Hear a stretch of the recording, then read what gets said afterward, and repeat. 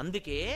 పెద్దవాళ్ళు ఒక మాట చెప్తారు, నీ జీవితం పండాలి అంటే నీకు పూజ వచ్చా రాదా వదిలేయి,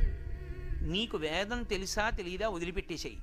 నువ్వు ఉపనిషత్తులు చదువుకున్నావా చదువుకోలేదా వదిలిపెట్టేయి, రామాయణ భారత భాగవతాలు తెలుసుకున్నావా లేదా వదిలిపెట్టేయి, దక్షిణామూర్తి యొక్క మూర్తిని చూస్తూ కూర్చోవడం నేర్చుకో, అదొక్కటి నేర్చుకో చాలు. ఏం అక్కర్లేదు, ఇంకా దక్షిణామూర్తిని పెట్టుకుని రోజు కాసేపు ఆయన్ని చూస్తే చాలు. మీకు నేను ఇంకా విచిత్రమైన విషయం చెప్పనా, సంటి పిల్లలు కొంచెం కొంచెం పెరిగి పెద్దవాళ్ళు అవుతున్నప్పుడు ఇంట్లో అందమైన దక్షిణామూర్తి విగ్రహం ఉండి, విగ్రహం అంటే ఫోటో కనీసం ఉండి, పిల్లలు కాసేపు దాని వంక చూడడం అలవాటైతే మీరు చూడండి, నేను యథార్థం చెప్తున్న, పెద్దలు నిర్ణయం చేసింది, వాళ్ళు కళ్ళు తిప్పి ఆడుకుంటూ ఆడుకుంటూ పాకడం కూర్చోవడం వచ్చినప్పుడు చూసినప్పుడు